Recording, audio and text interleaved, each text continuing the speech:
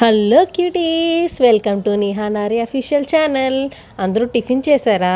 ఈరోజు మీకు నేను చూపిస్తాను మేము తినే దోశలో ఏముందనుకుంటున్నారా? అలా మాత్రం అనుకోకండి. ఏంటి దోశ అని చెప్పి ఇన్ని ఐటమ్స్ చూపిస్తున్నా అనుకుంటున్నారా? అందుకే మేము తినే దోశ అని చెప్పాను. ఇప్పుడు చూపిస్తారండి ఏమేమి ఐటమ్స్.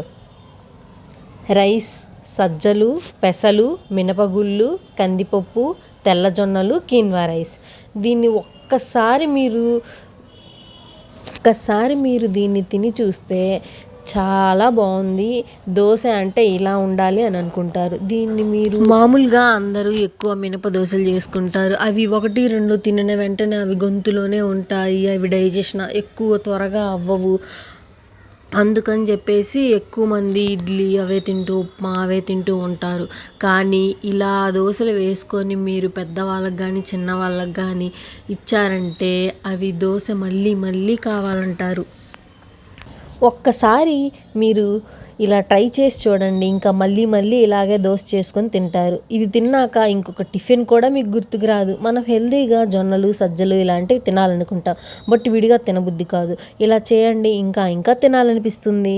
కొంతమంది చెప్తుంటారు జొన్నలు చేదు వస్తుంటాయి. అసలు అలా ఎప్పుడూ అవ్వలేదు. మేము ఫస్ట్ నుంచి ఇదే ట్రై చేస్తూ ఉన్నాము. చాలా టేస్టీగా ఉంటవి. ఒక్కసారి మేము ఇలా ట్రై చేసి చూసి అప్పటి నుంచి ఇవే కంటిన్యూ చేసుకుంటూ వస్తున్నాము. చాలా టేస్టీగా ఉంటాయి. ఫస్ట్ బౌల్లో ఇవన్నీ వేసుకొని కొంచెం వాటర్ పోసి వాష్ చేసుకోండి. వాష్ చేసుకున్న తర్వాత మళ్ళీ ఫిల్టర్ వాటర్ పోసుకొని ఒక 1 నైట్ మీరు నానపెట్టుకుంటే మంచిది. ఎందుకంటే దీంట్లో చాలా ఇంగ్రీడియంట్స్ ఉన్నాయి కాబట్టి. ఎక్కువ మంది అయితే 5 అవర్స్ 6 అవర్స్ అనుకుంటారు, కానీ ఓవర్ నైట్ నానబెట్టుకుంటే మంచిది. ఇప్పుడు నానబెట్టుకున్న వాటిల్ని మిక్సీ వేసుకుందాం. నేను కీన్వా రైస్లో ప్రిపేర్ చేసుకుందామని నార్మల్ రైస్లో మిక్స్ చేసి ప్రిపేర్ చేసుకుందాం అనుకొని తెచ్చుకున్నాను. కానీ మా హస్బెండ్ నేను అలా తిననని చెప్పేశారు. అందుకని చెప్పేసి నేను ఇలా దోశలో వేశాను. ఇప్పుడు టేస్టీ అనుకుంటూ తినేస్తున్నారు. పట్టేసుకున్నాను. ఇది చూడడానికి అంత వైట్ ఉండదు, అంత పెసర దోశలాగా అంత గ్రీన్ ఉండదు.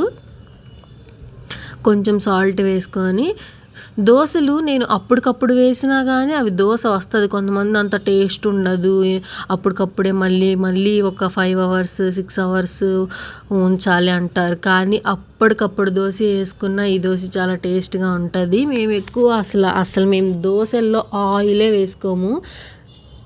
ఫస్ట్ మా మమ్మీ చెప్తుంది ఆయిల్ వేసి ఆ పెనం మీద అలా రుద్దాలి, అప్పుడే దోశ వస్తుంది. ఫస్ట్ దోశ అయినా లేకపోతే రాదంటారు. నేను ఫస్ట్ దోశ వేస్తున్నాను. చూడండి ఇది ఎంత బాగా వస్తుందో. ఫస్ట్ దోశ వితౌట్ ఆయిల్ లేకుండానే వేశాను.